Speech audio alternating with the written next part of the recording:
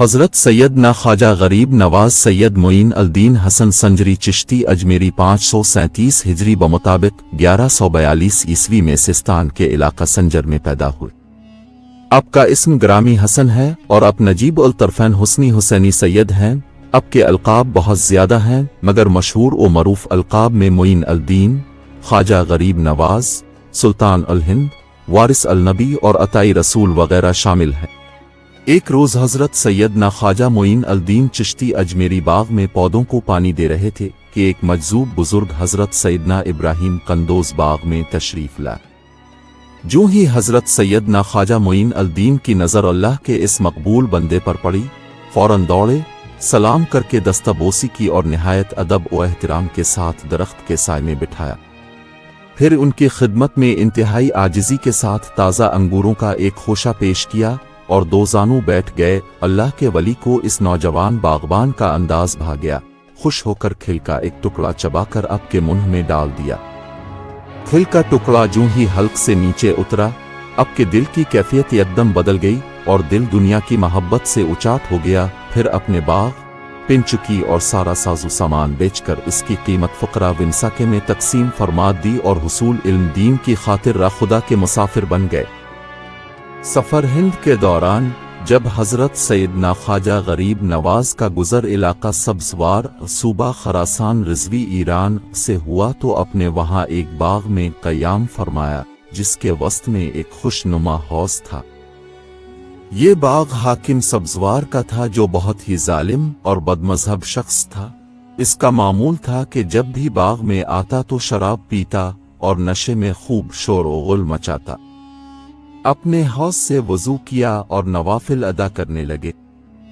محافظوں نے اپنے حاکم کی سخت گیری کا حال عرض کیا اور درخواست کی کہ یہاں سے تشریف لے جائیں، کہیں حاکم آپ کو کوئی نقصان نہ پہنچا دے۔ آپ نے فرمایا، اللہ میرا حافظ و ناصر۔ اسی دوران حاکم باغ میں داخل ہوا اور سیدھا حوض کی طرف آیا۔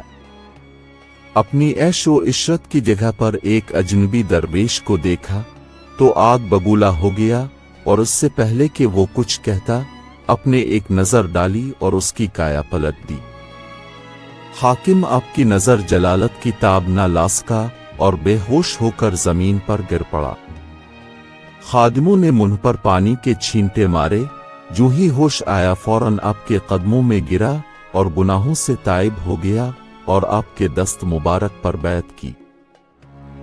پیر و مرشد حضرت خواجہ غریب نواز کی انفرادی کوشش سے اس نے ظلم و جبر سے جمع کی ہوئی ساری دولت اصل مالکوں کو واپس دی اور آپ کی صحبت کو لازم پکڑ لیا۔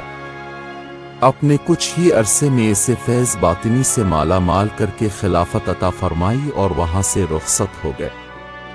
اب اپنے پڑوسیوں کا بہت خیال رکھا کرتے، ان کی خبر گیری فرماتے۔ اگر کسی پڑوسی کا انتقال ہو جاتا تو اس کے جنازے کے ساتھ ضرور تشریف لے جاتے۔ اس کی تدفین کے بعد جب لوگ واپس ہو جاتے تو اب تنہا اس کی قبر کے پاس تشریف فرما ہو کر اس کے حق میں مغفرت و نجات کی دعا فرماتے، نیز اس کے اہل خانہ کو صبر کی تلقین کرتے اور انہیں تسلی دیا کرتے۔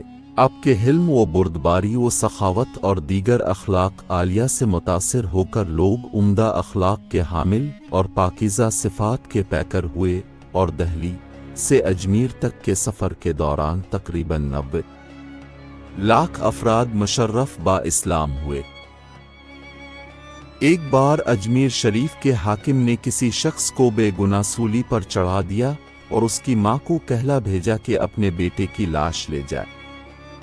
دکھیاری ماں غم سے نڈھال ہو کر روتی ہوئی حضرت خواجہ غریب نواز کے بارگاہ میں حاضر ہوئی اور فریاد کرنے لگی، میرا سہارا چھن گیا، میرا گھر اجڑ گیا، میرا ایک ہی بیٹا تھا، حاکم نے اسے بے قصور سولی پر چڑھا دیا۔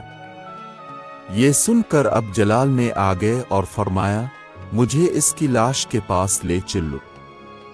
جو ہی اب لاش کے قریب پہنچے تو اشارہ کر کے فرمایا، اے مقتول، اگر حاکم وقت نے تجھے بے قصور سولی دی ہے تو اللہ کے حکم سے اٹھ کھڑا ہو۔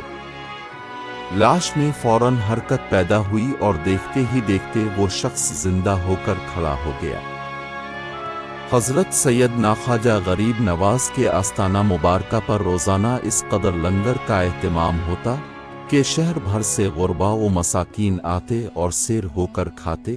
خادم جب اخراجات کے لیے اب کی بارگاہ میں دست بستہ عرض کرتا تو اب مصلی کا کنارہ اٹھا دیتے، جس کے نیچے اللہ کی رحمت سے خزانہ ہی خزانہ نظر آتا۔ چنانچہ خادم اب کے حکم سے حسب ضرورت لے لیتا۔ اب کے وصال 6 رجب 633 ہجری بمطابق 16 مارچ 1236 عیسوی بروز پیر ہوا۔ حضرت خواجہ معین الدین حسن چشتی اجمیری کا مزار اقدس ہندوستان کے مشہور شہر اجمیر شریف صوبہ راجستھان شمالی ہندوستان میں ہے، جہاں ہر سال اب کا عرس مبارک 6 رجب کو نہایت احترام کے ساتھ منایا جاتا ہے۔ اس عرس میں ملک و بیرون ملک سے ہزاروں افراد بڑے جوش و جذبے سے شرکت کر کے خواجہ غریب نواز سے اپنی عقیدت کا اظہار کرتے ہیں۔